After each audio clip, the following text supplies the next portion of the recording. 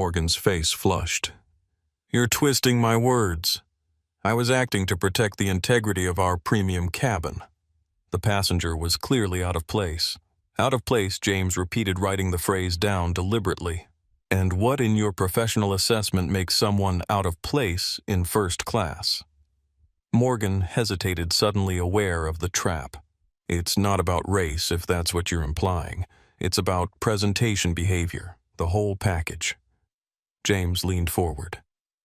"Ms. Bennett, we've received detailed accounts of this incident from multiple sources, including Purser Rodriguez and passenger Thomas Blackwell.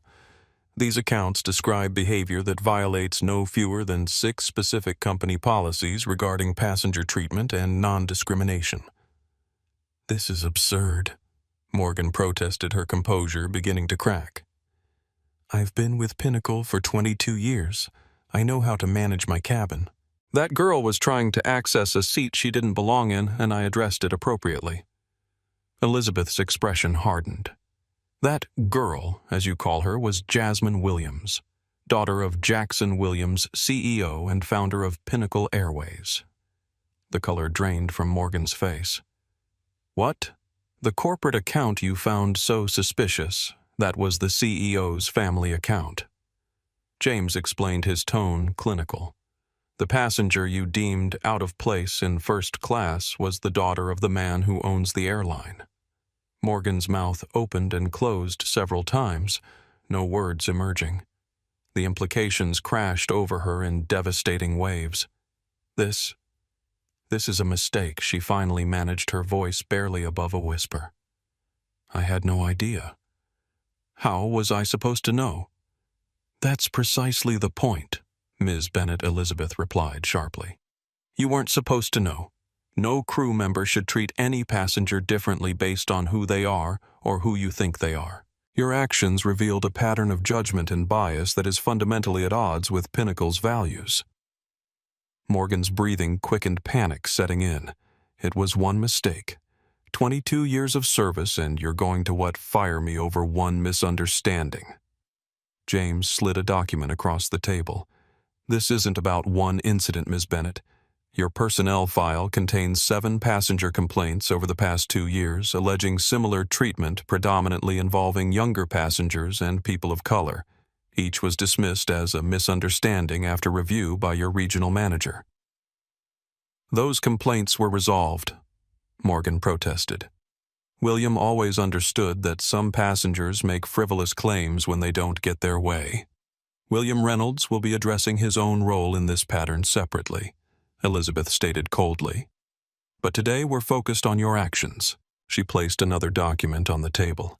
A termination letter, the Pinnacle Airways logo stark at the top of the page.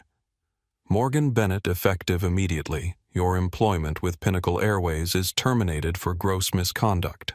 This includes discriminatory behavior toward a passenger, abuse of authority, and filing a false in-flight report."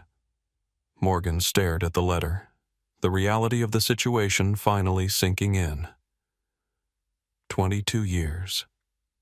Gone in an instant. "You can't do this," she whispered, tears welling in her eyes. "My whole career. My pension. Please." "It was one mistake." "It wasn't one mistake," James corrected her firmly. "It was a revealing moment that brought to light a pattern of behavior incompatible with our company's standards." Elizabeth stood. "You will surrender your company identification uniform items and all access credentials before leaving this room. Your final paycheck will be processed according to company policy. Your flight privileges are permanently revoked." "But how will I get home?" Morgan asked, desperation creeping into her voice.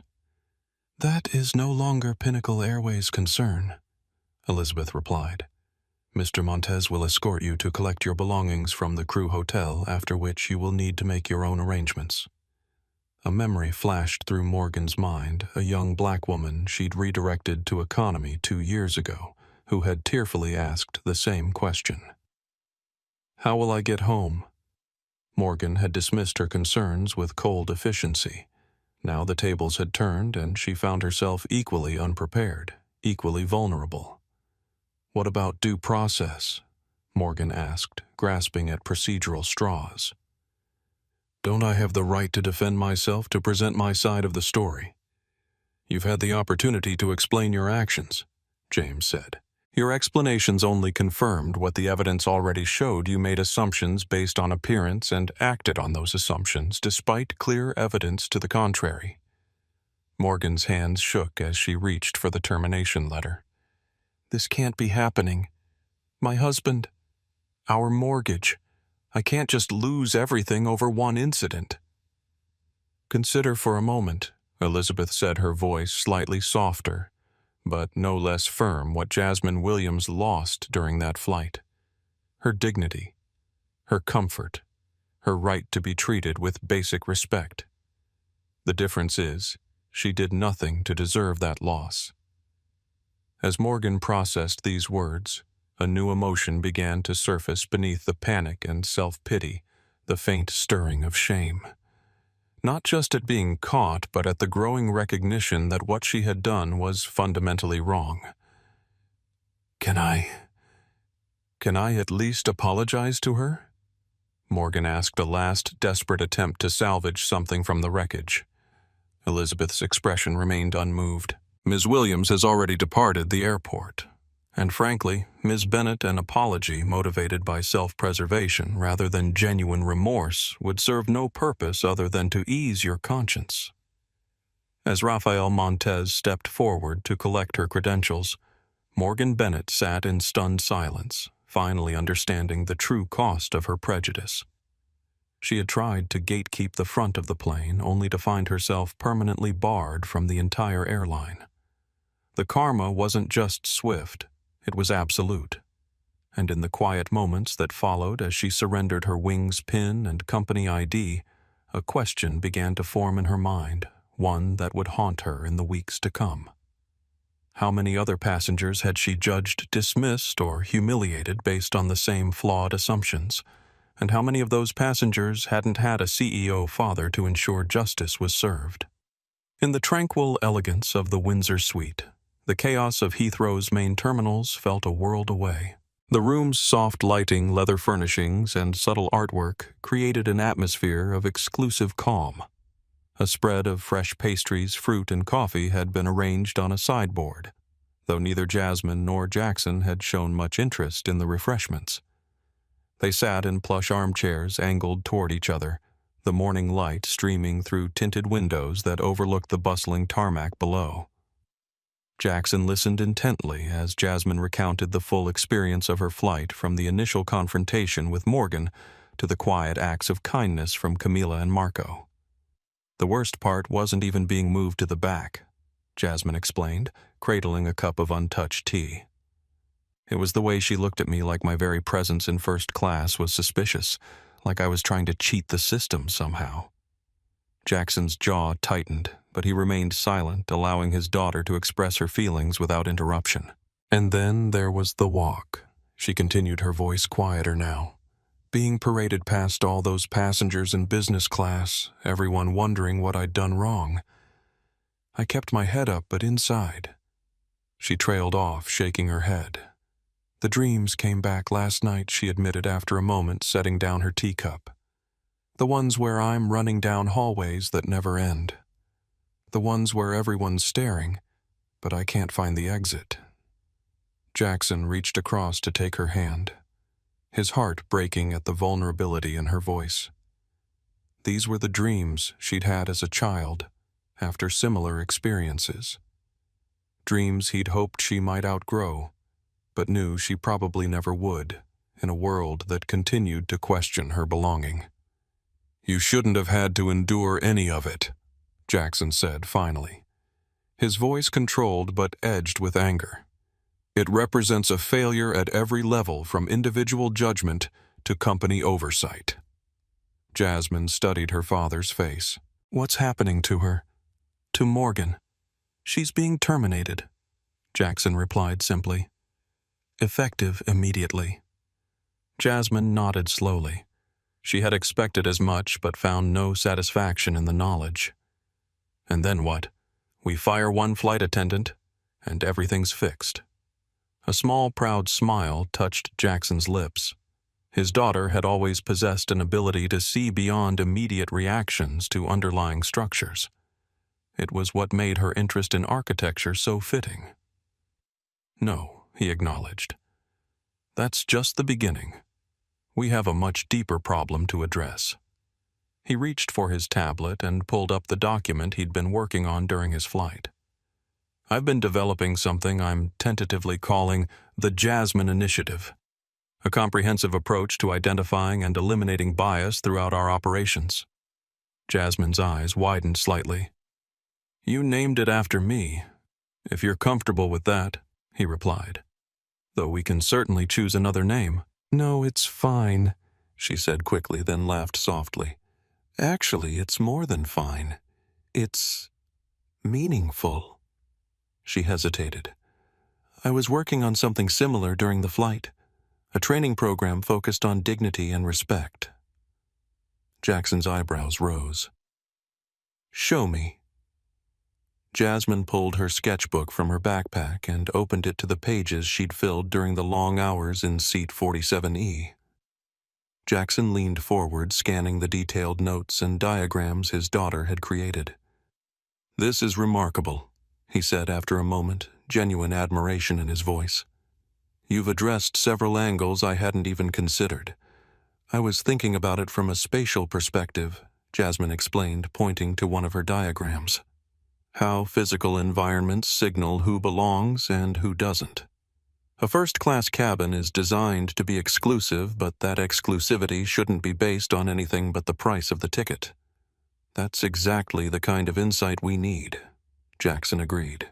"Most corporate training focuses on what people say or do not, how spaces themselves can reinforce bias." They began comparing notes, father and daughter finding common ground in their shared vision for change. Despite the circumstances that had brought them to this moment, there was something healing in the collaborative energy between them. Before Jasmine could respond, there was a discreet knock at the door. A staff member entered and whispered something to Jackson, who nodded in acknowledgement. "Mr. Blackwell has arrived," Jackson explained to Jasmine. "I asked if he would be willing to speak with us before he leaves the airport." Moments later, Thomas Blackwell was shown into the suite. He was tall and distinguished, his tailored suit showing minimal signs of the transatlantic journey. His expression was serious but not unfriendly as he approached. "Mr. Williams," he said, extending his hand. "Thomas Blackwell. Though under better circumstances I would have preferred a different introduction to Pinnacle's CEO." Jackson shook his hand firmly. "I appreciate you taking the time to meet with us, Mr. Blackwell. This is my daughter Jasmine." Thomas turned to Jasmine with a respectful nod. "Ms. Williams. First, let me say how sorry I am for what you experienced. It was completely unacceptable." "Thank you," Jasmine replied. "And thank you for speaking up. Camila mentioned you provided a statement." "I did?" Thomas confirmed, accepting the seat Jackson offered him. "In my position, I've learned that documentation is essential when addressing instances of misconduct." "Your statement was incredibly helpful," Jackson said. "Precise, detailed, and objective." Thomas's expression darkened slightly. "Unfortunately, I've had practice. What happened to your daughter wasn't an isolated incident. I've witnessed similar treatment on other airlines and occasionally even on Pinnacle flights, though never quite so blatant." Even as an executive with platinum status, Jackson asked, though he already knew the answer. "Status," helps Thomas acknowledged with a wry smile. "But it doesn't erase all preconceptions. I still get the occasional, 'Are you sure you're in the right line?' at priority boarding, or the surprised look when I'm upgraded to first class." Jasmine nodded in recognition. "It's exhausting always having to prove you belong in spaces where others are simply assumed to belong." "Exactly," Thomas agreed. "For what it's worth, you handled yourself with remarkable poise. Many adults with far more experience wouldn't have maintained such dignity." He turned to Jackson. "I've been thinking about this situation since it happened, about what it represents and what might be done to address it. I'd like to hear your thoughts." Jackson replied, genuinely interested in this perspective, from someone who had witnessed the incident firsthand. It seems to me, Thomas began thoughtfully, that what happened to Jasmine is a symptom of a much larger issue in the airline industry, and frankly in most customer service environments.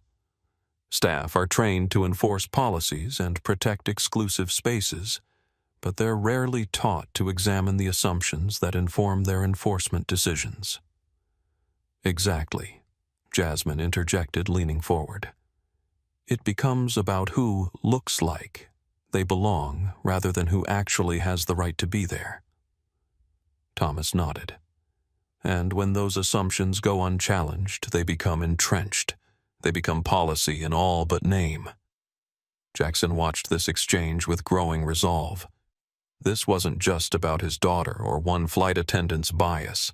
This was about a pervasive reality that affected countless passengers every day, regardless of their connections or status. Mr. Blackwell Jackson said after a moment, "I'm planning a major overhaul of our training and accountability systems to address these issues more effectively. Would you be interested in lending your perspective to that effort?" Perhaps as a member of a newly formed passenger advocacy board, Thomas appeared genuinely surprised by the offer. "That's not what I expected when I agreed to this meeting," he admitted. "But yes, I would be interested. On one condition. And that is that it's not just window dressing," Thomas said directly. "I've seen too many corporations launch initiatives with great fanfare only to quietly abandon them when media attention fades or costs mount." "I can assure you," Jackson replied with equal directness, "this will not be a public relations exercise. The changes we implement will be substantial, measurable, and permanent." Thomas studied Jackson's face for a moment, then nodded. "In that case, I'm in. My assistant will be shocked I typically avoid committee work like the plague." This drew a small laugh from both Williams. The tension in the room had eased, replaced by a sense of shared purpose. Now, Jackson said, gesturing to the untouched breakfast spread, "Can I offer either of you something to eat, Jasmine? You must be starving after that flight." "Actually, I am," she admitted. "Airline food in economy is even worse than I remembered." As they helped themselves to the fresh pastries and fruit, the conversation turned to more immediate matters: Jasmine's program at Oxford Thomas's business in London, the logistics of getting Jasmine settled in her accommodation. But beneath this ordinary exchange ran a current of significance. In this quiet VIP suite, far from corporate boardrooms and press conferences, a coalition was forming, one that would soon reshape not just Pinnacle Airways, but potentially the standards of the entire industry. "One last thing before we part ways," Jackson said as their meeting drew to a close. "Morgan Bennett has been terminated effective immediately. But I want you both to understand that I see her actions as symptomatic of deeper issues within our company culture. The real work is just beginning." Jasmine nodded, meeting her father's eyes with understanding. "That's exactly what I was hoping you'd say." 1 week later, the Pinnacle Airways boardroom in New York hummed with tension. The long mahogany table was surrounded by the 12 board members, their expressions ranging from concerned to openly hostile. Jackson Williams stood at the head of the table, his presence commanding attention even before he spoke. On the wall-mounted screen behind him was the first slide of his presentation, "The Jasmine Initiative, Transforming Company Culture from the Ground Up." "Ladies and gentlemen," Jackson began, his voice measured but resolute, "thank you for convening this emergency session. As you're all aware, a serious incident occurred on flight PA438 last week, involving my daughter Jasmine Williams." He proceeded to outline the events clinically and precisely, avoiding emotional language, but sparing no detail. The faces on screen grew increasingly grave as he described Morgan Bennett's actions, the subsequent investigation, and the immediate termination. William Reynolds, a silver-haired veteran of the industry with a perpetual frown, shifted uncomfortably in his seat. He had been unusually quiet during the preliminary discussions, perhaps aware that his role in dismissing previous complaints against Bennett had already been noted.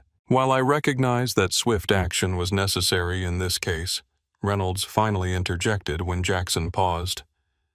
I'm concerned about the precedent we're setting. Firing a long-serving employee without a formal investigation period feels reactionary. Jackson's expression remained neutral, but his eyes hardened slightly. Ms. Bennett's conduct was documented by multiple witnesses, including the purser and a high-status passenger.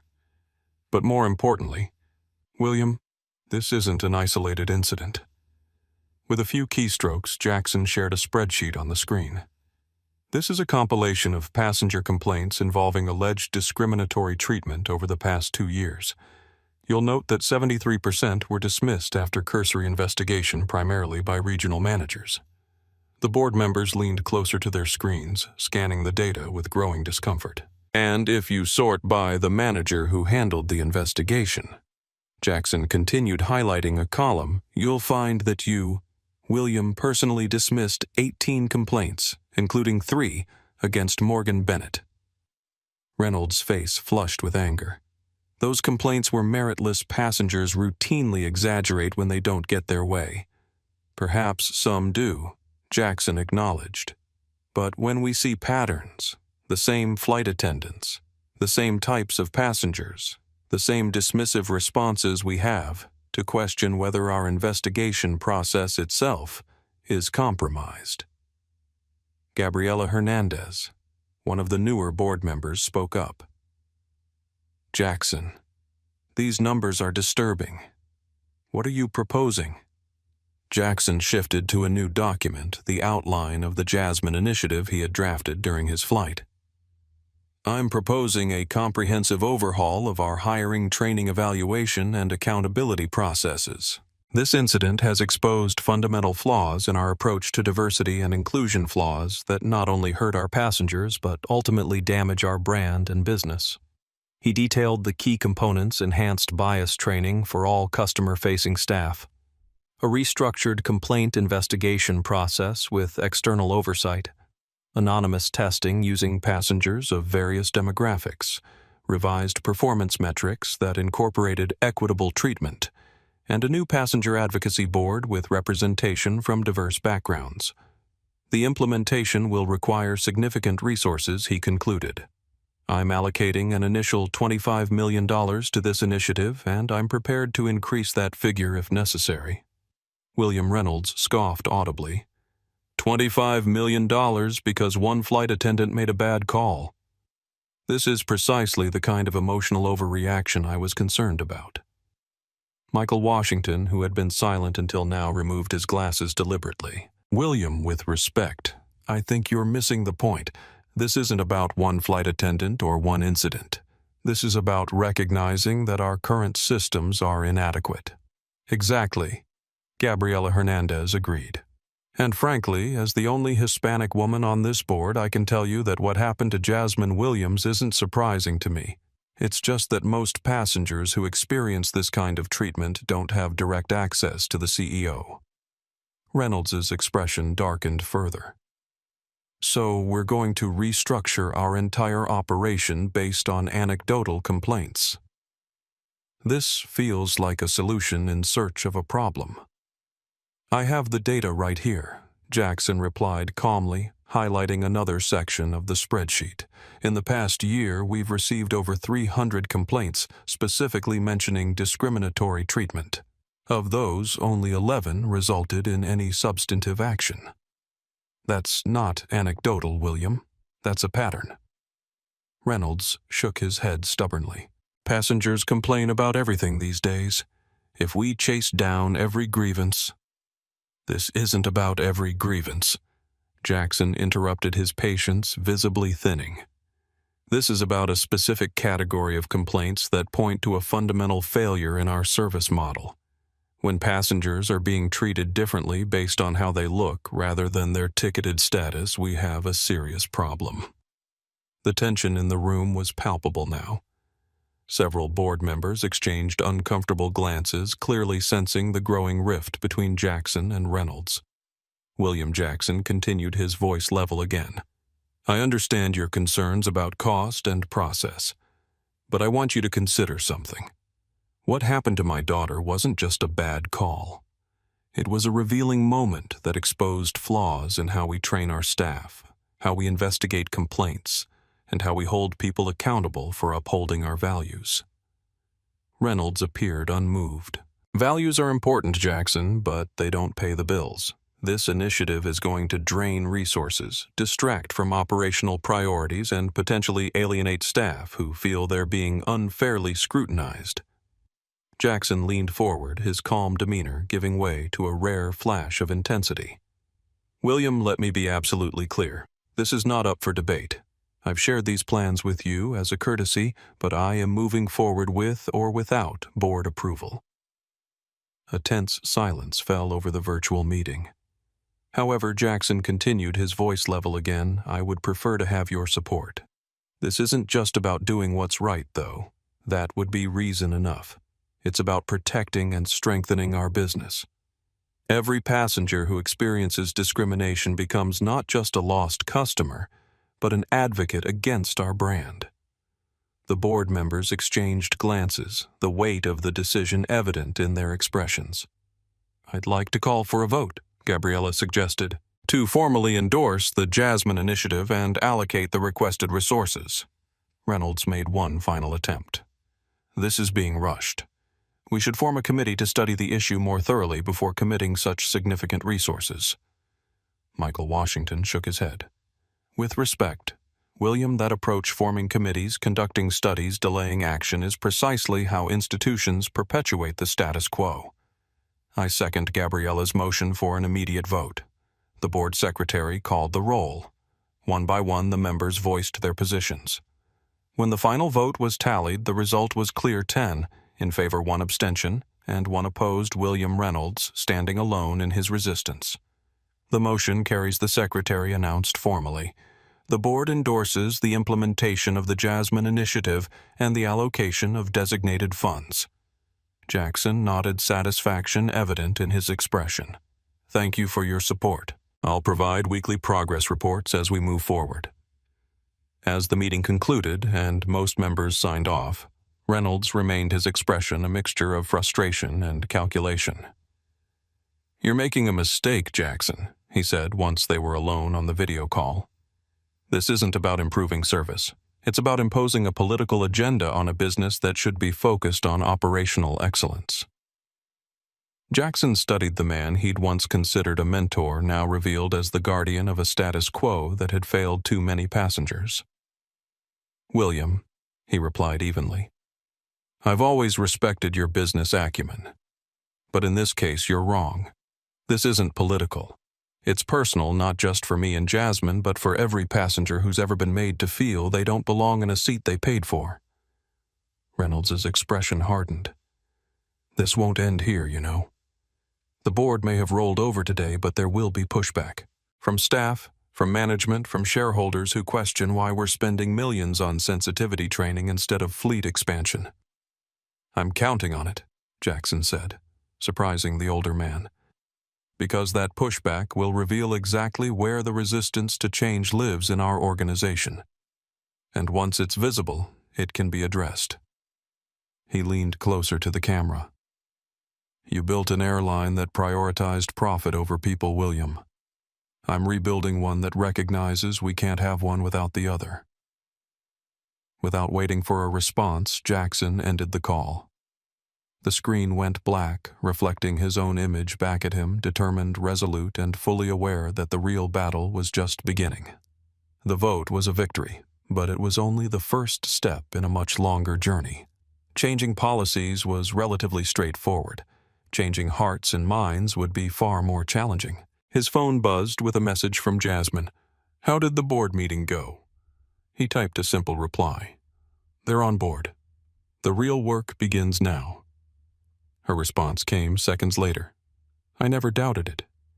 You're Jackson Williams. Making the impossible happen is what you do. A small smile touched his lips. For all her precociousness, there were moments when Jasmine still viewed him with a child's unshakable faith. He only hoped he could live up to that faith in the months ahead. 2 weeks later, the main auditorium at Pinnacle Airways London headquarters was filled to capacity. Employees from every department and level of the organization sat in attentive silence as Jackson Williams took the stage. The event was being live-streamed to all Pinnacle facilities worldwide, ensuring that every employee from baggage handlers in Singapore to reservation agents in Sao Paulo could witness this moment. Jackson stood at the podium, his presence commanding even without the microphone that carried his voice to thousands of employees across the globe. "Good morning," he began, his tone measured and deliberate. 2 weeks ago, an incident occurred on Pinnacle Flight PA438 from New York to London that has forced us to confront an uncomfortable truth. Despite our stated values and policies, discrimination still exists within our company. A murmur rippled through the audience. While rumors had circulated about a high-profile termination, most employees weren't aware of the full story. A young woman was removed from her assigned first-class seat and relocated to the back of the aircraft. The flight attendant responsible claimed security concerns, but the evidence clearly showed that the passenger was targeted because of her age, her casual attire, and, let's be honest, the color of her skin. Jackson paused, letting the gravity of the statement sink in. What makes this story noteworthy isn't just that it happened, but that our systems failed at every level. The purser's concerns were ignored. Previous complaints against this employee had been dismissed. A culture of silence and acquiescence had developed that allowed bias to flourish unchecked. He looked out at the sea of faces, his expression resolute.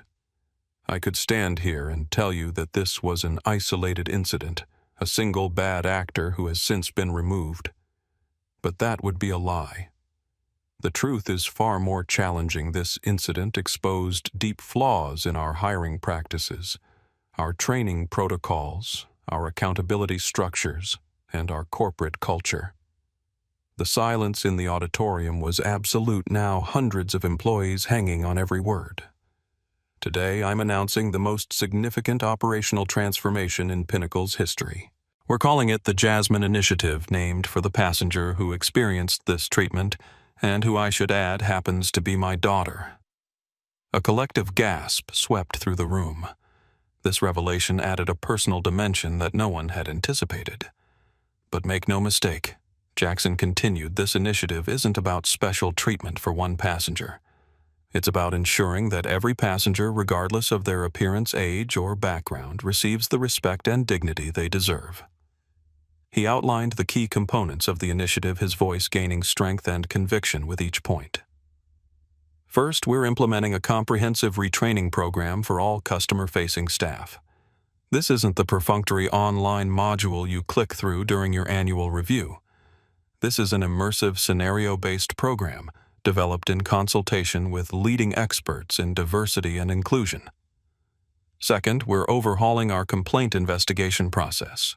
From now on, all allegations of discriminatory treatment will be reviewed by an independent panel that includes external advocates and representatives from diverse backgrounds. Third, we're establishing a new executive position, Chief Dignity Officer.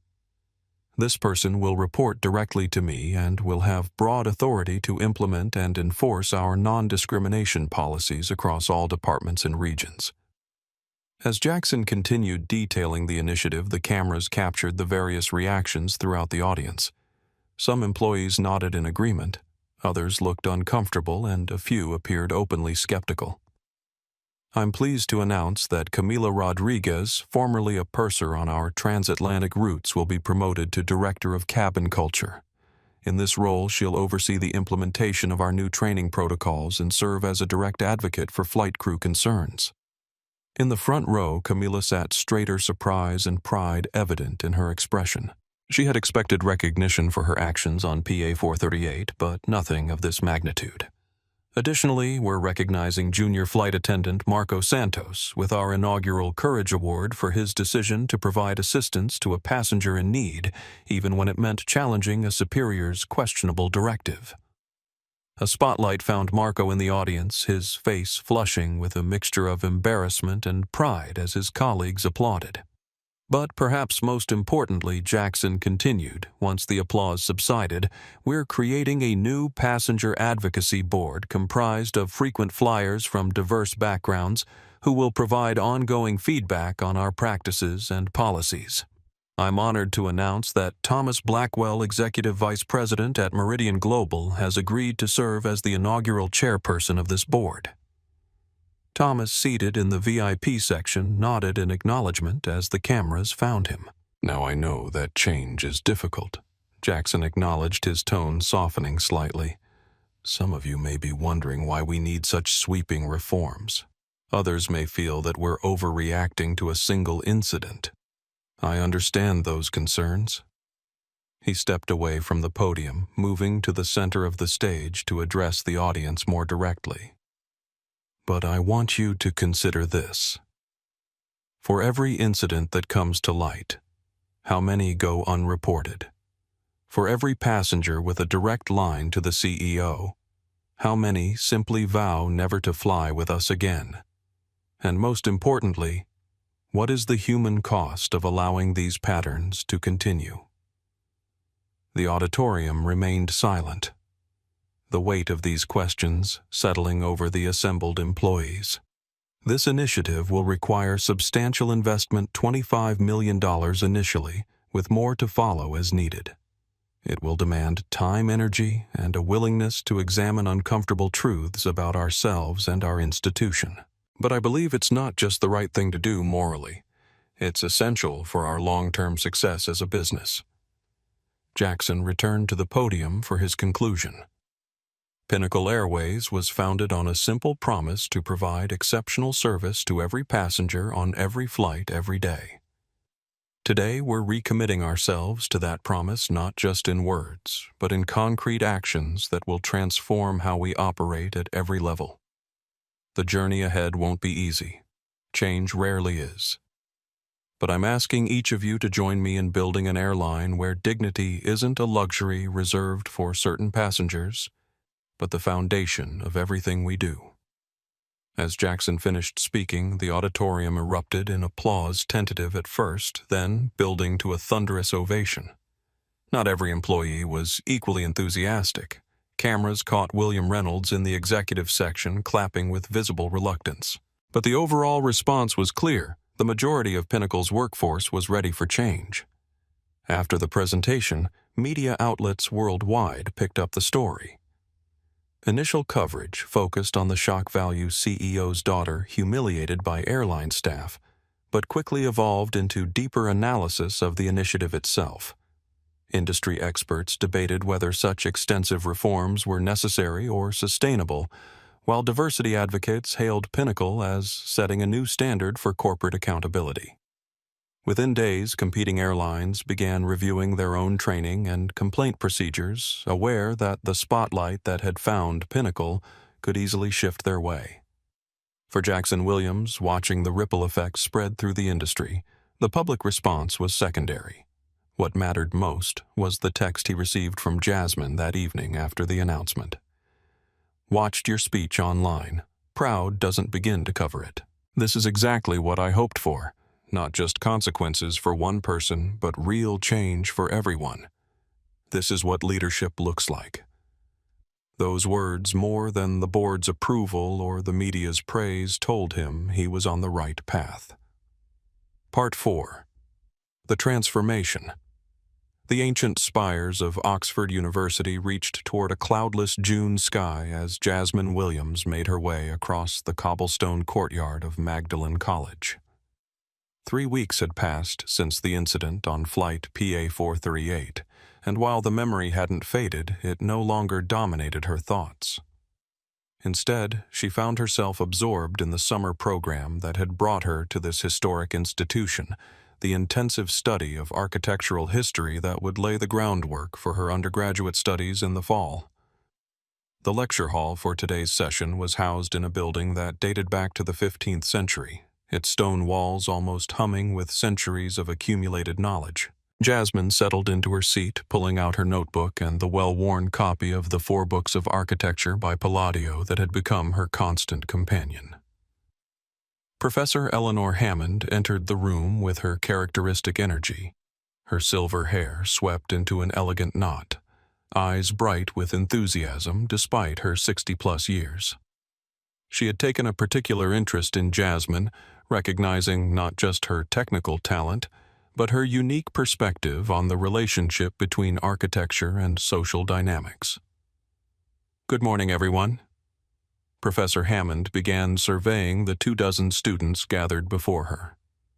"Today we're continuing our exploration of architectural exclusion, the ways in which the built environment can reinforce social hierarchies and power structures." Jasmine felt a familiar tightening in her chest. The topic hit closer to home than the professor could know. From the imposing facades of government buildings designed to intimidate the common citizen to the subtle ways public spaces can be rendered inhospitable to certain populations, architecture has long been a tool for determining who belongs and who doesn't. As the lecture proceeded, Jasmine found herself viewing the material through the lens of her recent experience. The first-class cabin of an aircraft was in its way an architectural space designed to separate and elevate wide aisles. Private pods, exclusive lavatories, all creating a physical manifestation of status and privilege. When Professor Hammond opened the floor for discussion, Jasmine raised her hand. "Yes, Ms. Williams. I've been thinking about transitional spaces." Jasmine began choosing her words carefully. "Places like airport terminals, train stations, and aircraft interiors, spaces that aren't permanent but still communicate powerful messages about inclusion and exclusion." Professor Hammond nodded encouragingly. "An interesting focus. Please elaborate." "These spaces often contain very clear demarcations, physical barriers, separate entrances, restricted zones. But I'm particularly interested in how the human gatekeepers of these spaces can either reinforce or subvert the architectural intent." "By gatekeepers, you mean security personnel, receptionists, flight attendants, people whose job involves controlling access to certain spaces. They make judgment calls about who looks like they belong, often based on unexamined biases." A murmur of recognition passed through the classroom. Many students of color nodded in understanding, while some of their white peers listened with expressions ranging from curiosity to discomfort. "That's a fascinating point, Ms. Williams," Professor Hammond said, genuine interest in her voice. "The intersection of architectural design and human judgment creates a complex dynamic of inclusion and exclusion that goes beyond pure physical barriers." After class, Professor Hammond approached Jasmine as she gathered her materials. "Your observations today were quite insightful, Jasmine. Have you considered developing this line of thinking for your final project?" Jasmine hesitated, then decided to share a bit more. "Actually, Professor, my interest isn't purely academic. I recently experienced being judged as out of place in a premium space because of how I looked." Professor Hammond's expression softened with understanding. "I suspected there might be a personal dimension to your comments. Would you be comfortable sharing more over coffee in the college garden?" Jasmine recounted the incident on flight PA438. Professor Hammond listened attentively, asking occasional questions, but mostly allowing Jasmine to tell her story without interruption. "What fascinates me," Jasmine concluded, "is how quickly that flight attendant made assumptions based on my appearance. The first-class cabin was designed to be exclusive, yes, but she added her own layer of gatekeeping based on her idea of who belonged there." "And now your father is implementing this initiative named after you," Professor Hammond mused. "That must feel rather extraordinary." Jasmine smiled slightly. "It's a bit surreal, but what really matters to me is that it's not just about punishing one person. It's about changing the whole structure that allowed it to happen. That's what makes it so interesting from an architectural perspective," Professor Hammond noted. "You're essentially talking about redesigning social systems, not just physical spaces." The conversation sparked something in Jasmine's mind, a connection between her academic interests and the real-world changes her father was implementing. Over the next several days, she began developing a new project, one that went beyond the requirements of her summer program. She called it Architecture of Belonging, a comprehensive study of how physical spaces and human systems interact to create environments of either inclusion or exclusion. Using her sketchbook digital modeling tools and interviews with fellow students from diverse backgrounds, she began documenting how different people experienced the same spaces in dramatically different ways. The architecture library became her sanctuary, where she spent hours researching how spaces had historically been designed to include or exclude certain populations. She discovered that the grand staircases of government buildings weren't just aesthetic choices, but deliberate barriers to those with mobility issues. She studied how certain neighborhoods were designed with inadequate public transportation, effectively isolating lower-income residents. But Jasmine wasn't interested only in identifying problems. She began sketching alternative designs, railway stations where all passengers entered through the same elegant portal rather than separate entrances for different classes. Airport terminals where security was thorough but humane. Aircraft interiors that maintained premium services without creating visible hierarchies of worth. One evening, as she worked late in the design studio, a notification appeared on her tablet, a news alert about Pinnacle Airways. The headline read, "Airline industry takes notice as Pinnacle's Jasmine initiative gains momentum." The article detailed how other major airlines were beginning to examine their own training practices in the wake of Pinnacle's highly publicized reforms. It quoted industry experts who initially dismissed the initiative as an emotional overreaction, but were now acknowledging its potential to set new standards for customer service and inclusion. Jasmine saved the article to her research folder, a complex mixture of emotions washing over her. The incident that had left her feeling humiliated and powerless was now catalyzing change far beyond what she could have imagined. It didn't erase the memory of that moment standing in the galley while Morgan Bennett questioned her right to be there, but it transformed its meaning. The dreams still came occasionally, corridors that stretched endlessly, voices whispering just beyond hearing, doors that wouldn't open, but they had lost some of their power.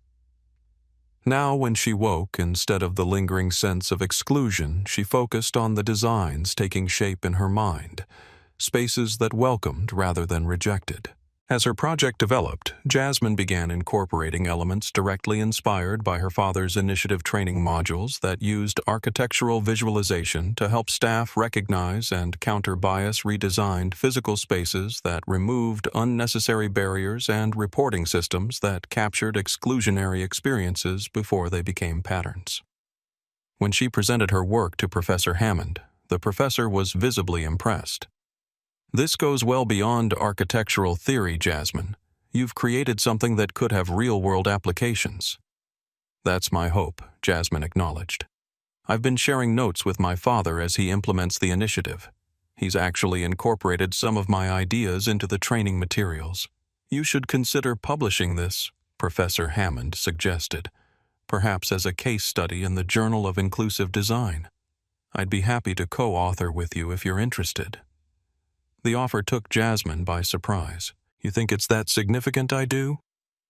The professor confirmed. "What you're proposing isn't just about making spaces more accessible or comfortable. It's about fundamentally rethinking the relationship between physical environments and human dignity. That's revolutionary in its way." As the summer program neared its conclusion, Jasmine found herself transformed not just by the academic experience, but by the unexpected journey that had begun with that confrontation on flight PA-438. What Morgan Bennett had intended as an act of exclusion had instead sparked a creative and intellectual awakening. On her final evening in Oxford, Jasmine sat on a stone bench in the college garden, sketching the ancient walls and archways that had housed scholars for centuries. These spaces had once excluded women and people of color entirely. Now she sat within them as both beneficiary and critic, appreciating their beauty, while imagining how they might evolve to become truly inclusive.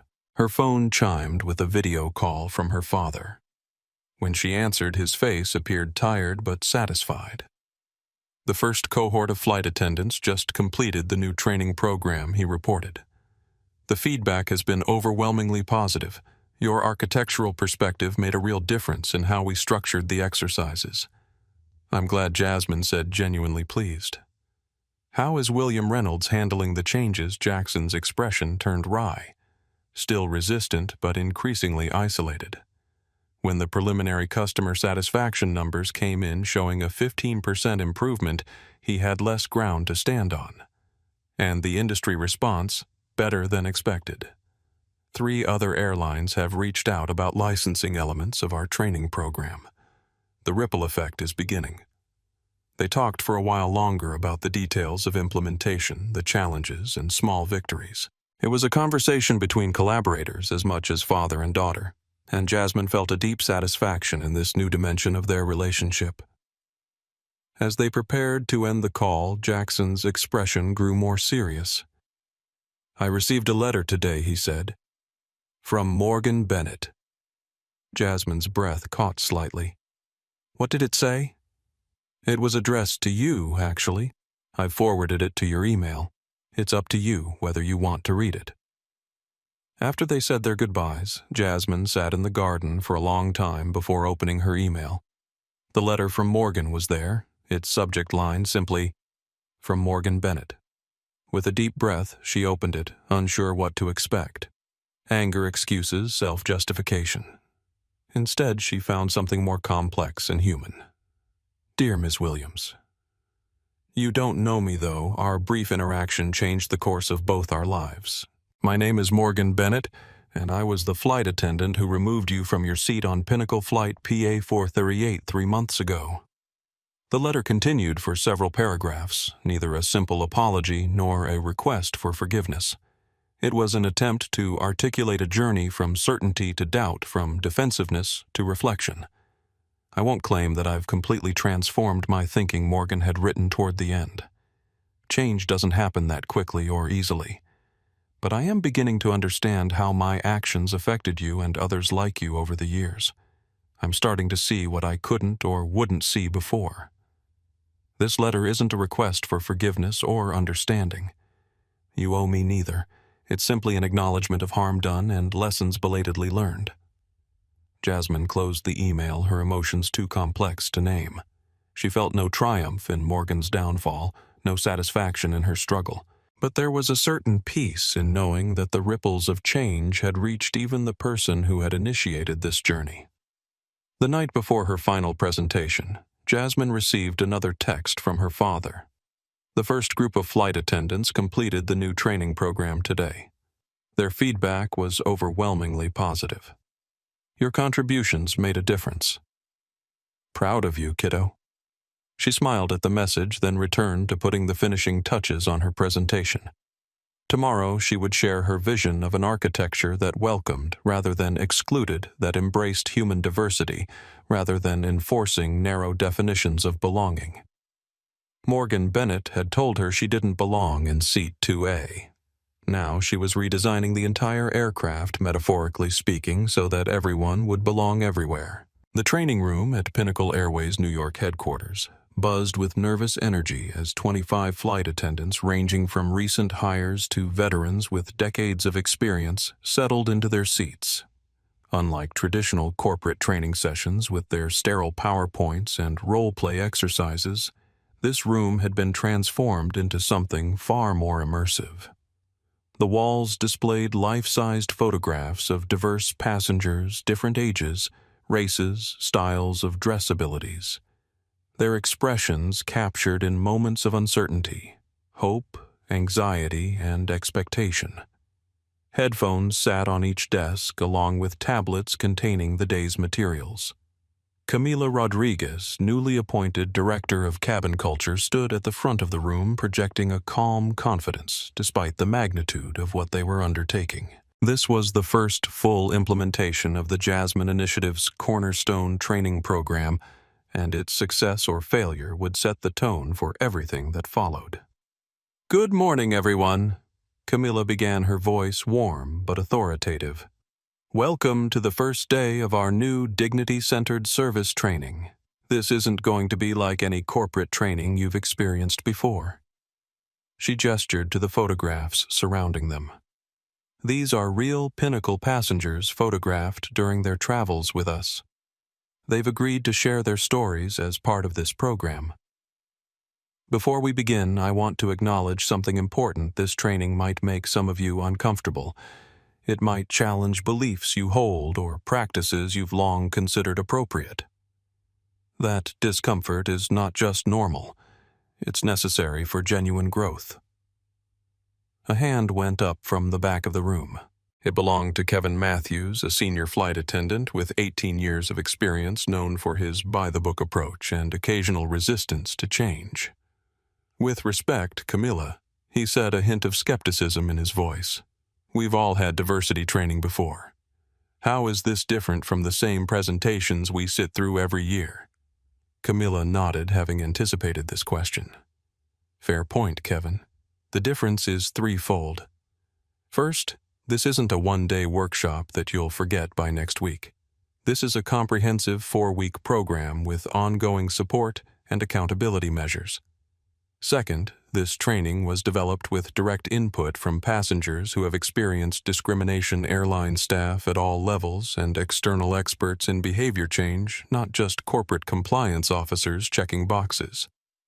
And third," she added with a slight smile, "there will be no PowerPoints with clip art and bullet points. Instead, you're going to hear directly from passengers through these headphones, experience situations through virtual reality, and engage in candid conversations about real incidents that have occurred on our flights." Kevin seemed slightly mollified, though not entirely convinced.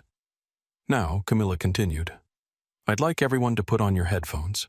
You're about to hear the voice of a passenger describing their experience on a Pinnacle flight 3 months ago. Please, just listen." As the attendants donned their headphones, a young woman's voice filled their ears, measured, articulate, but carrying an undercurrent of hurt. She described boarding a flight, excited for her journey, only to be questioned, doubted, and ultimately removed from her assigned seat, based solely on assumptions about her appearance. Though Jasmine Williams wasn't identified by name, this was her story told in her own words. As the recording played, Camilla watched the expressions of the attendants shift from initial detachment to growing discomfort, and in some cases to recognition and genuine empathy.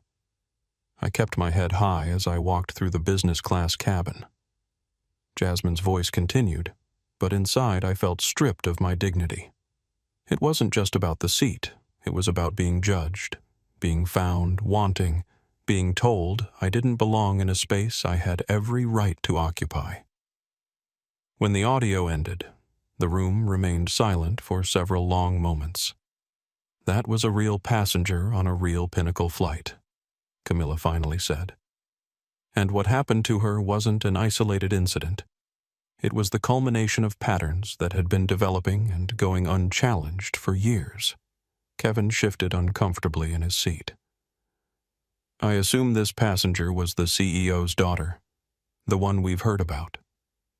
"Yes," Camilla acknowledged, though that's not relevant to the harm she experienced. With respect, Kevin countered, "It seems very relevant. Most passengers don't have a parent who can implement million-dollar training programs when they're treated poorly." Camilla nodded, acknowledging his point. "You're absolutely right, Kevin. Most don't. Which is precisely why this initiative matters so much. For every Jasmine Williams who had a direct line to someone with the power to create change. How many passengers have we lost forever because they were judged excluded or made to feel unwelcome based on their appearance?" The room fell silent again as the implications of this question settled over the group. Over the next 4 weeks, the training progressed from awareness to action. The attendants learned to recognize their own implicit biases, practiced intervention techniques when witnessing problematic behavior from colleagues, and developed strategies for ensuring every passenger felt welcomed and respected. Not everyone embraced the training with equal enthusiasm. Some, like Kevin Matthews, initially bristled at what they perceived as criticism of their professional conduct. Others worried about new expectations, compromising safety protocols, or operational efficiency. I understand the concern Camilla acknowledged during a particularly tense discussion in week 2. But dignity and safety aren't competing priorities, they're complementary. When passengers feel respected and valued, they're actually more likely to comply with safety instructions and cooperate during difficult situations. Gradually, even the most resistant participants began to engage more constructively. The turning point for Kevin came during a session featuring Thomas Blackwell as a guest speaker. As an executive with platinum status, Kevin had assumed Thomas would share his frustration with what some staff viewed as political correctness, interfering with established procedures. Instead, Thomas recounted multiple instances when he had been questioned, redirected, or scrutinized despite his status, expensive suit, and professional demeanor. He described the cumulative psychological toll of constantly having to prove he belonged in spaces where others were automatically welcomed. The thing is, Thomas concluded, looking directly at Kevin, I can handle it. I've developed strategies over the years. But should I have to? Should anyone? And what about the passengers who don't have my resources or position? How many of them simply walk away, never to return to your airline, their dignity bruised, their trust broken? After that session, Kevin approached Camilla. I think I get it now, he admitted. It's not about special treatment for certain passengers. It's about removing the extra barriers some passengers face that others never even see. By the end of the 4 weeks, the transformation was remarkable. The final assessment involved realistic scenarios with actors playing passengers in various situations. Staff who had once relied on rigid procedures and unexamined assumptions now demonstrated flexibility, empathy, and a newfound awareness of how their words and actions impacted passengers' sense of belonging. Meanwhile, across the organization, other aspects of the Jasmine Initiative were taking root. The newly established complaint investigation process, overseen by an independent panel that included external advocates, was addressing issues that would previously have been dismissed or buried. The anonymous testing program, using passengers of various demographics to evaluate service consistency, was providing valuable data on areas still needing improvement. Not every change was smooth. Some longtime employees, uncomfortable with the new expectations, chose to leave the company. Others, like William Reynolds, remained but continued to voice skepticism about what they viewed as excessive focus on sensitivity at the expense of operational priorities. During a tense executive meeting 6 weeks into the initiative, Reynolds made his position clear. While I support the general principle of treating all passengers with respect, I'm concerned that we're creating an environment where staff are afraid to enforce necessary rules for fear of being labeled discriminatory. The newly appointed Chief Dignity Officer, Dr. Amara Johnson, a former professor of organizational psychology with extensive experience in corporate transformation, addressed his concern directly. Mr. Reynolds, we're not asking staff to abandon rules or procedures. We're asking them to apply those rules and procedures consistently and without bias. The data we've collected already shows that certain groups of passengers are significantly more likely to be questioned, challenged, or subjected to extra scrutiny than others, even when their behavior is identical. Reynolds remained unconvinced, but his influence was waning as evidence of the initiative's positive impact accumulated. Customer satisfaction scores were rising, particularly among demographics that had historically reported lower ratings. Staff retention was improving in departments that had embraced the changes most fully. The real test came 8 weeks into the implementation when a video surfaced online showing a Pinnacle flight attendant questioning a young Asian woman's right to be in business class. The incident had occurred just days before the Jasmine Initiative was announced, but the timing of the video's release created a potential public relations crisis. In the past, Pinnacle might have issued a bland statement about investigating the matter while quietly managing the issue behind the scenes. Instead, Jackson Williams addressed it head-on in a video statement. The incident depicted in this video represents exactly the kind of behavior we are working to eliminate through the Jasmine Initiative. The flight attendant involved has been identified and is currently undergoing our new training program. We've also reached out directly to the passenger to apologize and invite her to join our passenger advocacy board. The transparency was risky but effective. Rather than generating negative headlines, the response was praised as a model of corporate accountability. The passenger involved a medical student named Lisa Tanaka, not only accepted the apology, but agreed to participate in future training sessions, sharing her experience directly with staff. 3 months after the initiative's launch, Camila Rodriguez presented the preliminary results to Jackson Williams in his Manhattan office. The numbers are promising. She reported sliding a tablet across his desk. Passenger complaints related to discriminatory treatment are down 64% across all routes. Staff engagement scores are up 27%, with the biggest improvements among those who initially seemed most resistant to change. Jackson nodded, pleased but not surprised. And the training program, we've now cycled 40% of our customer-facing staff through the full program. The feedback has been overwhelmingly positive, even from skeptics like Kevin Matthews. In fact, Camila added with a smile, Kevin has asked to be considered for a role as a training facilitator for future cohorts. That's significant, Jackson acknowledged. When your strongest critics become your advocates, you know you're making real progress. There's one other development you should be aware of, Camila continued. Several other airlines have reached out to inquire about licensing elements of our training program. United Skies and Transglobal have both expressed particular interest. Jackson leaned back in his chair, considering the implications. Competitors wanting to adopt our approach. I'd call that validation. So would I. Camila agreed, though some of the board members might question sharing our competitive advantage. This was never about competitive advantage, Jackson said firmly. It was about doing what's right and hopefully raising standards across the industry. Draft licensing terms that are fair but accessible. I want these practices to spread. As Camila left his office, Jackson turned to the framed photograph on his desk, Jasmine at her high school graduation, radiant with accomplishment and possibility. What had begun as a father's anger at his daughter's mistreatment had evolved into something far more significant, a fundamental reimagining of what air travel could and should be for every passenger.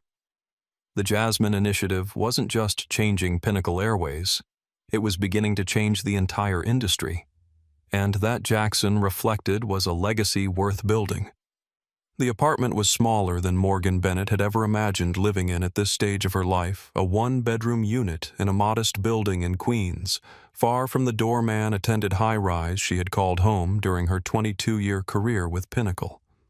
The walls were thin enough that she could hear her neighbor's television through them, a constant reminder of her diminished circumstances. 3 months had passed since her termination at Heathrow. 3 months of frantic job applications, dwindling savings, and growing desperation. Her impressive resume, 2 decades with a premier airline consistent performance ratings, specialized training in first-class service, had become radioactive in an industry where news traveled fast and HR departments conducted thorough background checks. She sat at her small kitchen table, scrolling through yet another rejection email from a regional carrier. While we appreciate your experience, we have decided to pursue other candidates whose qualifications better match our current needs. The carefully crafted corporate language couldn't disguise the underlying message. No one wanted to hire the flight attendant whose discriminatory behavior had launched a major industry initiative.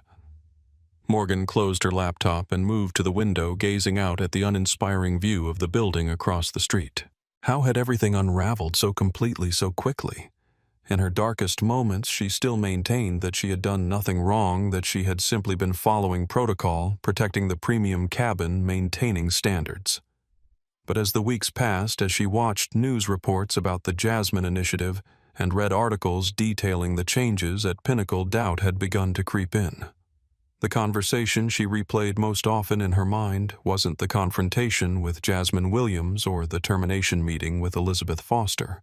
It was a seemingly casual exchange from years earlier during a crew dinner in Singapore.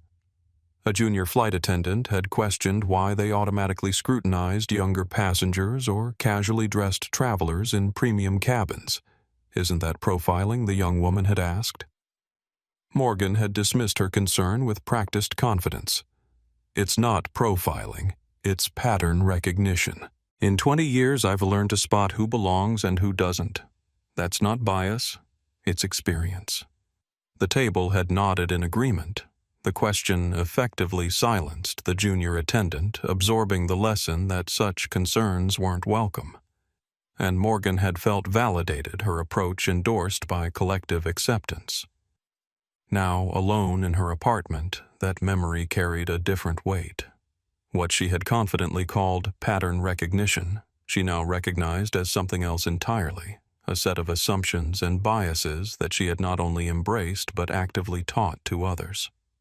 The realization wasn't sudden but gradual, seeping into her consciousness as she watched the world continue without her, as she saw Pinnacle Airways transform its practices and policies in direct response to her actions. One evening, as she prepared dinner, the doorbell rang, an unusual occurrence, since she rarely received visitors in her new neighborhood. Through the peephole, she saw a woman in her early 60s, smartly dressed in a simple pantsuit. "Who is it?" Morgan called. "My name is Diana Williams.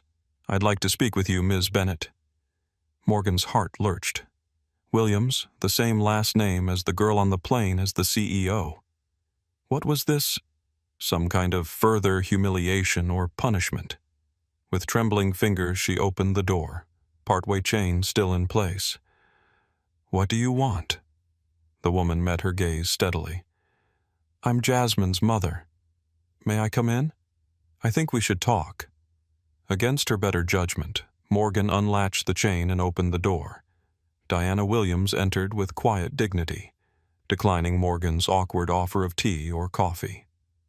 "I'll be direct. Ms. Bennett," Diana said once they were seated in Morgan's small living room. "I'm not here on behalf of Pinnacle Airways or Jackson. They don't know I've come."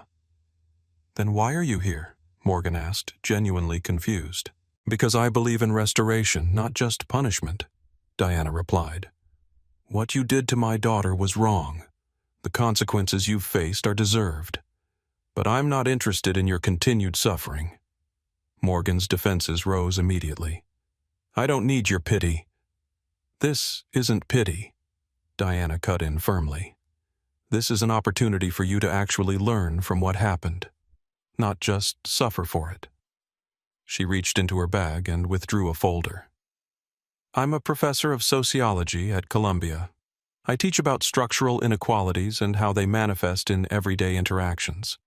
I also serve on the board of the Center for Restorative Justice."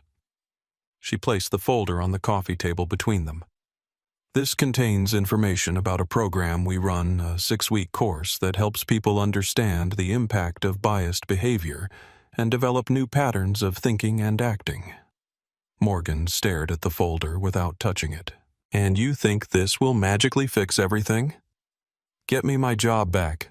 Make everyone forget what happened." "No," Diana said simply. "It won't do any of those things. Your actions have consequences that can't be undone. But it might help you understand why what happened happened and ensure you don't repeat those patterns in whatever comes next for you." "Why would you do this?" Morgan asked, suspicion edging her voice. "Why would you help the person who humiliated your daughter?" Diana's expression softened slightly. "Because my daughter is going to be fine. She has resources, support resilience. But the patterns of thinking that led you to treat her the way you did, those patterns hurt people every day who don't have Jasmine's advantages. If this program helps you recognize and change those patterns, then maybe the next young person of color you encounter won't face the same treatment." Morgan's eyes filled with unexpected tears. "I've lost everything," she whispered. "You've lost a job," Diana corrected gently. "You still have your life, your mind, your capacity to change." She stood to leave, placing a business card on top of the folder. "The next session starts in 2 weeks. Think about it." After Diana left, Morgan sat staring at the folder for a long time, emotions churning within her. Part of her wanted to throw it in the trash to reject this unexpected and unwanted outreach. But another part, a quieter voice that had been growing stronger in these months of solitude and reflection, urged her to at least look at the information. With reluctant fingers, she opened the folder and began to read. The program was called Recognizing and Dismantling Bias, a Restorative Approach. It wasn't designed specifically for people like her who had faced public consequences for discriminatory actions. It was a general educational program for anyone seeking to understand and address their own biases. The description emphasized that the course wasn't about shame or blame, but about honest self-examination and practical tools for change. Participants would learn about the psychological and sociological roots of bias practice, recognizing their own biased thoughts, and develop strategies for making different choices in the future. Morgan closed the folder overwhelmed. The idea that Jasmine Williams's mother would seek her out not for retribution, but to offer a path toward genuine understanding was almost too much to process. Her phone chimed with a notification, another news article about the Jasmine Initiative, this one featuring an interview with a flight attendant named Kevin Matthews, describing how the new training had fundamentally changed his approach to passenger interactions. "I used to think I treated everyone equally," he was quoted saying. "But the training helped me recognize subtle biases in how I responded to different types of passengers. Now, I'm much more aware of making sure everyone feels genuinely welcomed, not just technically served." Morgan closed the article, a complex emotion rising within her. Not quite resentment, not quite regret, but something in between. Why was Kevin Matthews being celebrated for learning the lesson that had cost her everything? The answer, she knew deep down, was timing and attitude. He had been willing to learn, to change, to grow. She had dug in, defended, denied. After weeks of procrastination, Morgan finally did something she had been avoiding since her return to New York. She opened a blank document and began typing. "Dear Ms. Williams, you don't know me, though our brief interaction changed the course of both our lives. My name is Morgan Bennett, and I was the flight attendant who removed you from your seat on Pinnacle Flight PA-438 3 months ago." The letter took hours to compose each sentence, requiring careful consideration. It wasn't a simple apology. It couldn't be given the complexity of what had happened and its far-reaching consequences. It was an attempt to articulate a journey from certainty to doubt, from defensiveness to reflection. "I won't claim that I've completely transformed my thinking," she wrote toward the end. "Change doesn't happen that quickly or easily. But I am beginning to understand how my actions affected you and others like you over the years. I'm starting to see what I couldn't or wouldn't see before. This letter isn't a request for forgiveness or understanding. You owe me neither. It's simply an acknowledgement of harm done and lessons belatedly learned." She signed it, printed it, and addressed an envelope to Jasmine Williams, care of Pinnacle Airways headquarters. Whether it would reach her or not, whether she would read it or discard it unread, Morgan couldn't know. But the act of writing it felt necessary, a small step toward honest reckoning with what she had done and who she had been. 2 days later, Morgan received a call from a hiring manager at Hudson River Ferries, a company that provided commuter and tourist services along the Hudson. The position was for a customer service representative, a significant step down in both status and salary from her flight attendant role. But at this point, any opportunity was welcome. "Your airline experience is impressive," the manager said, "but I have to ask about the gap in your employment record." Morgan took a deep breath. She had prepared for this question, rehearsing various ways to frame her departure from Pinnacle without outright lying, but without revealing the full story either. But in that moment, standing in her small kitchen with the weight of the past 3 months pressing down on her, she made a different choice. "I was terminated from Pinnacle Airways for discriminatory behavior toward a passenger," she said simply. "I made assumptions based on how someone looked, and those assumptions were wrong. It cost me my career, but more importantly, it caused real harm to another person." The silence on the other end of the line stretched uncomfortably. "That's unusually candid," the manager finally responded. "Most candidates would try to put a more favorable spin on that situation. I've tried that approach in dozens of interviews," Morgan admitted. "It hasn't worked. And honestly, I'm tired of pretending this didn't happen or that it wasn't significant." There was another pause before the manager spoke again. "We'll need to discuss this with our team, but I appreciate your honesty. It says something about where you are now, even if it doesn't erase what happened." The call ended without a clear outcome, and Morgan had little expectation that it would lead to anything positive. But for the first time in months, she felt the faintest sense of forward movement, not redemption, not restoration, but perhaps the beginning of a different kind of journey. That evening, as she prepared a simple dinner in her modest kitchen, she found herself reflecting on a question that had haunted her since Heathrow. If she had known who Jasmine Williams was, if she had recognized her as the CEO's daughter, would she have acted differently? The answer she had to acknowledge was yes.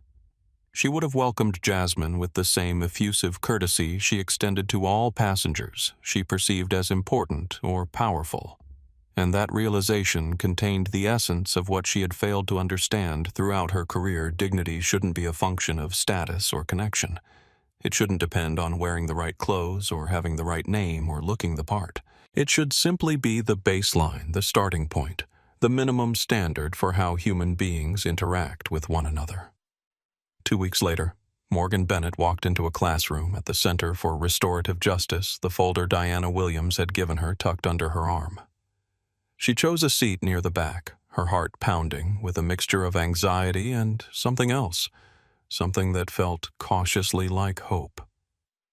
The instructor, a middle-aged black woman with a warm smile and perceptive eyes, began by asking each participant to share why they had come. When Morgan's turn arrived, she took a deep breath. "My name is Morgan Bennett," she said, her voice steadier than she expected. "And I'm here because I finally realized that I've been looking at people through the wrong lens for most of my life. I want to learn to see differently." It wasn't forgiveness or redemption or a neat resolution. It was just a beginning, the first step on what would be a long and often difficult journey. But as the instructor nodded encouragingly and gestured for the next person to speak, Morgan felt something inside her shift, slightly like a door, long stuck, finally beginning to open. Morgan Bennett had learned this lesson at tremendous personal cost. Whether she could translate that costly education into a meaningful change in how she moved through the world remained to be seen. But as the class began in earnest, she felt for the first time since that fateful flight the faint possibility that her story wasn't over, that it might yet contain chapters of growth, understanding, and eventual redemption. 3 days after the first class session, Morgan received a call from Hudson River Ferries. To her surprise, they offered her the customer service position. "Your honesty about your past impressed our team," the manager explained. "We believe in giving people a second chance when they demonstrate genuine accountability." It wasn't the glamorous international career she had built over 2 decades, but it was a start, an opportunity to practice the new awareness she was developing in a direct customer service role. And on her 4th day at the ferry terminal, as she helped an elderly Chinese couple who spoke limited English navigate the ticketing process, treating them with the same care and attention she would have given a corporate executive, Morgan realized something had indeed shifted within her. The lens through which she viewed others was gradually changing, becoming clearer, more humane. She never heard back from Jasmine Williams. The letter she had sent might have been discarded unread, or it might have made some small difference. Morgan would never know, and she came to understand that not knowing was part of her journey too, learning to do the right thing without the guarantee of forgiveness or recognition. The path forward wouldn't be easy or straightforward. Old habits of thought still surfaced, requiring conscious effort to redirect. But with each day, each interaction, each choice to see people first as human beings, rather than as classifications, Morgan Bennett was slowly building a new foundation for whatever came next. The conference room on the 52nd floor of Pinnacle Airways' Manhattan headquarters offered a panoramic view of the city skyline, the afternoon sun glinting off glass and steel. Around the polished table sat members of the Pinnacle Foundation Board executives, community leaders, and education advocates who oversaw the company's philanthropic initiatives. At the head of the table stood Jasmine Williams, now 18, and in her first semester at Columbia University's architecture program. Despite her youth, she carried herself with quiet confidence as she advanced to the next slide in her presentation. "The data is clear," she explained, gesturing to the graph displayed on the screen. "Access to international travel and cultural exchange dramatically increases educational outcomes for students from underserved communities. Yet these are precisely the students least likely to have such opportunities."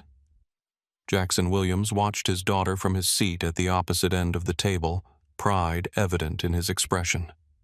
When Jasmine had first approached him about presenting her idea to the foundation board, he had offered to champion it for her. She had politely declined, insisting on making the case herself. "What I'm proposing," Jasmine continued, advancing to a slide titled Architecture of Opportunity, is a comprehensive scholarship program that would provide international travel experiences specifically tailored to students interested in design architecture and urban planning. She outlined the program structure: fully funded summer study programs abroad for high school and college students from low-income backgrounds, mentorship connections with professionals in their fields of interest, and ongoing support through a community of fellow scholars. The preliminary budget for a pilot program serving 20 students would be approximately $1.2 million, she concluded. This includes travel expenses, program fees, stipends for living costs, and administrative overhead.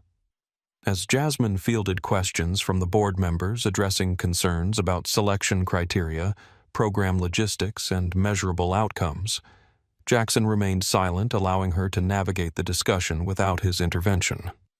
Finally, Gabriela Hernandez, who served on both the corporate and foundation boards, posed the question that had been hovering unspoken. "Jasmine, this is clearly a thoughtful and worthwhile proposal. But I have to ask, is this connected to your experience on Flight PA438? Is this a response to what happened to you?"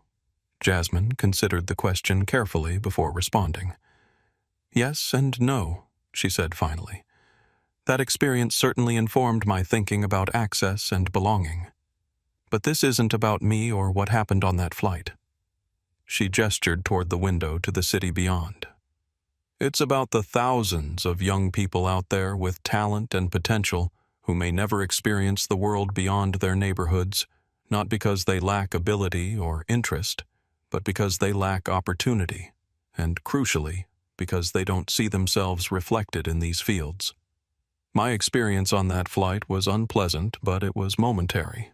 I knew I belonged in that seat regardless of what anyone thought. But what about the young person who's never been told they belong in architecture, in design, in any space dominated by voices and perspectives different from their own? That's who this program is for." The room fell silent as her words sank in. Jackson, watching the expressions around the table shift from polite interest to genuine engagement, knew his daughter had won them over, not through his influence, but through her own clarity of vision and purpose. After a brief deliberation, the board voted unanimously to approve the pilot program with a commitment to evaluate expansion based on first-year outcomes. As the meeting concluded and board members filed out with congratulatory words for Jasmine, Jackson approached his daughter. "That was impressive," he said simply. "You didn't need my help at all." Jasmine smiled. "I learned from the best.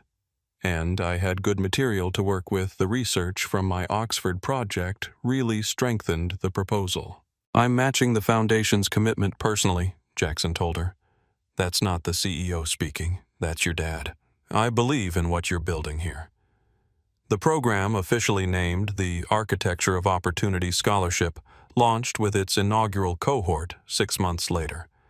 The selection process had been rigorous but holistic, identifying 20 students with demonstrated interest in design fields and significant financial need.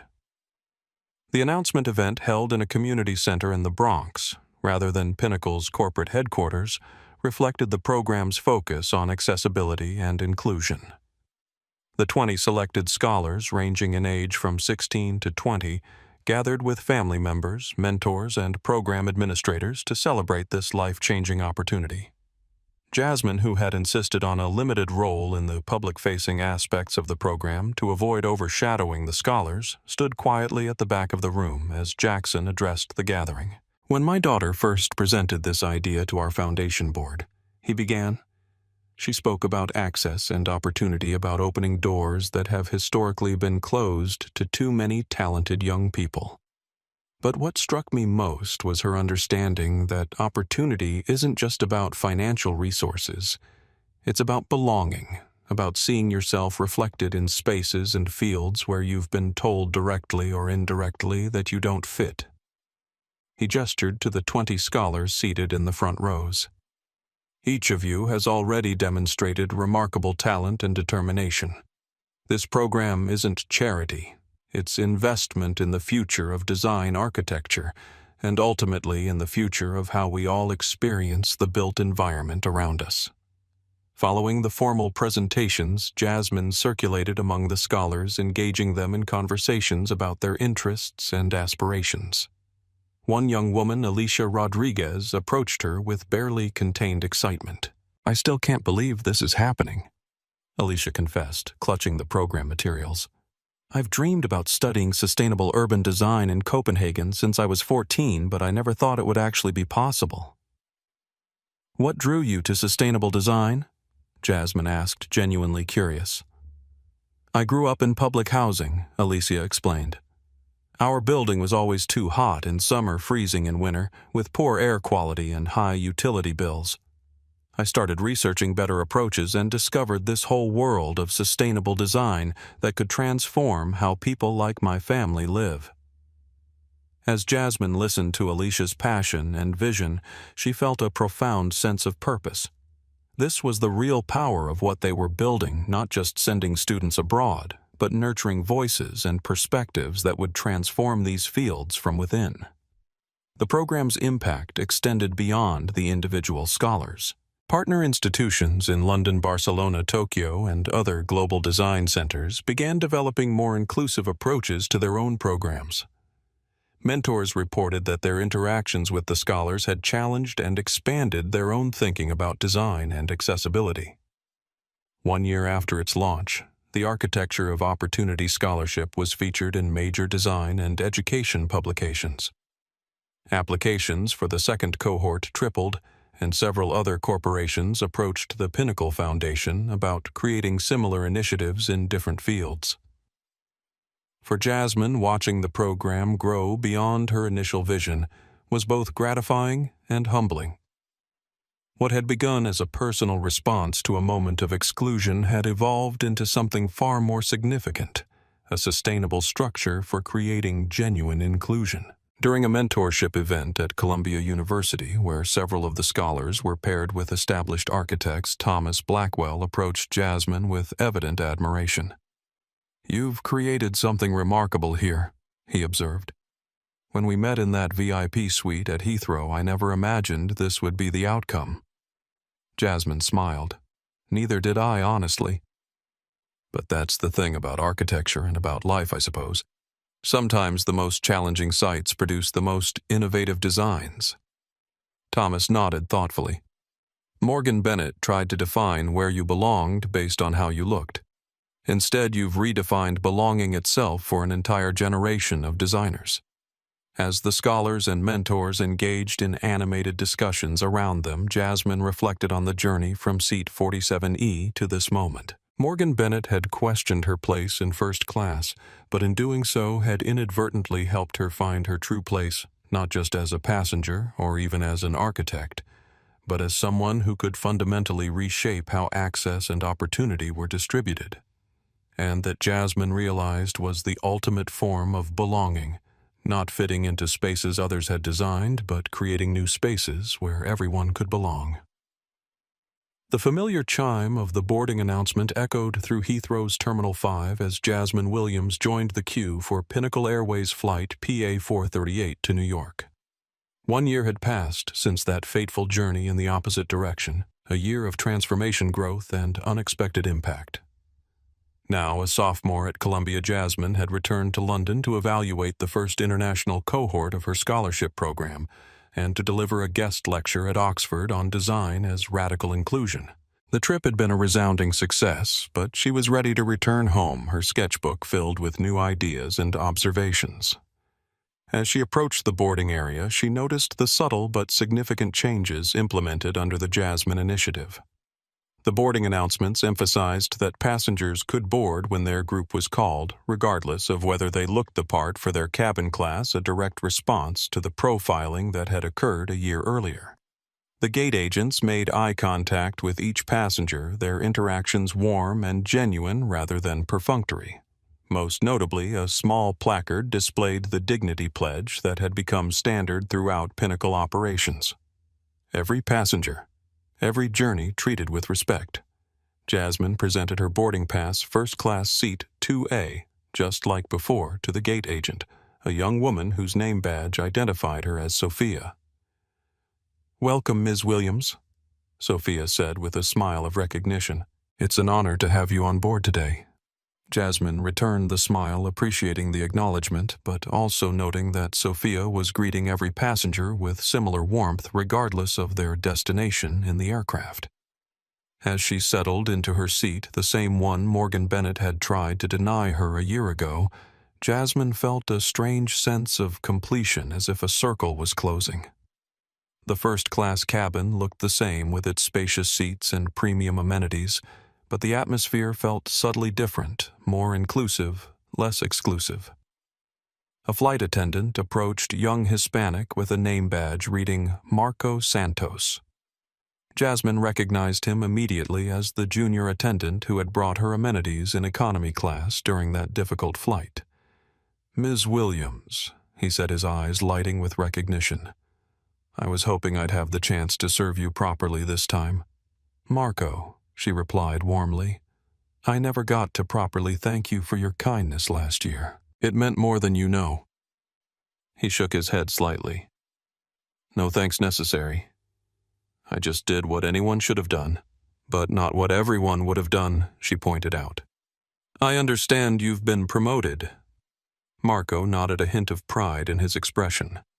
"Senior cabin crew now and part of the training team for the Jasmine Initiative. It's been transformative, not just for the airline, but for me personally." As Marco continued with his pre-flight duties, Jasmine noticed a young man boarding barely 20, wearing worn jeans and a hoodie, carrying a battered guitar case. He glanced at his boarding pass with evident nervousness, clearly uncertain about whether he was in the right place. Marco approached him immediately. First time in first class, he asked, his tone friendly and welcoming. The young man nodded, visibly relieved at the absence of judgment in Marco's manner. "Well, you're in exactly the right place," Marco assured him, helping him stow his guitar in a safe location. "Seat 3B, right over there. Can I get you something to drink before takeoff?" Jasmine watched this interaction with quiet satisfaction. A year ago, that young musician might have faced the same scrutiny and suspicion she had encountered. Today, he was being welcomed with the same respect and courtesy extended to every passenger. As the cabin filled, Thomas Blackwell arrived, taking his seat across the aisle from Jasmine. They had maintained a professional connection over the past year, with Thomas serving as both an advisor to the Architecture of Opportunity Scholarship and a vocal advocate for the Jasmine Initiative within the broader business community. "Feels a bit like déjà vu, doesn't it?" he commented as he settled in. "Same flight, same seats, but a very different atmosphere."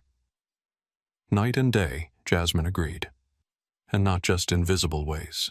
Did you see the quarterly report my father released yesterday?" Thomas nodded. "Impressive numbers. Passenger satisfaction up 28% overall, with the most significant gains among younger travelers and people of color." Staff retention improved by 15%, and most tellingly, bias-related complaints down by nearly 70%. And all that while maintaining profitability, Jasmine added. Which matters, because it means these changes are sustainable. The aircraft began its pushback from the gate, the engine's gentle rumble signaling the beginning of their journey home. As they taxied toward the runway, Jasmine opened her tablet to review notes from her Oxford lecture. The title slide displayed a rendering of her latest design concept, a public space explicitly created to welcome diverse users with flexible configurations that accommodated different needs without segregation or special accommodation. You know, Thomas said thoughtfully, glancing at her screen when most people experience discrimination. The best outcome they can hope for is an apology and perhaps some compensation. You've managed to transform an individual wrong into institutional change. That's remarkable. Jasmine considered his words. It wasn't just me. It was my father's willingness to listen and act. It was people like you and Marco choosing to speak up rather than stay silent. It was the thousands of passengers who had experienced similar treatment but never had a platform to share their stories. True, Thomas acknowledged. But it still started with you, with your dignity in that moment and your vision afterward. As the aircraft accelerated down the runway, lifting smoothly into the London sky, Jasmine gazed out at the city below, growing smaller as they climbed. She thought about the young scholarship recipients she had just met, each with their own dreams and potential. She thought about Marco Santos, transformed from a hesitant junior attendant to a confident leader. She thought about the young musician with his guitar, welcomed without question into a space where he might once have been challenged. And yes, she even thought about Morgan Bennett, wondering where she was and whether she had found a path forward after that catastrophic error in judgment. Jasmine had received her letter 6 months earlier, not a request for forgiveness, but an acknowledgement of harm done and lessons learned. She hadn't responded, feeling that the letter itself was complete in its purpose without requiring further exchange. What had begun as a humiliating experience in Seat 47E had catalyzed changes that now touched thousands of lives daily. The Jasmine Initiative had spread beyond Pinnacle Airways, with elements of its training and accountability practices being adopted by competitors across the industry.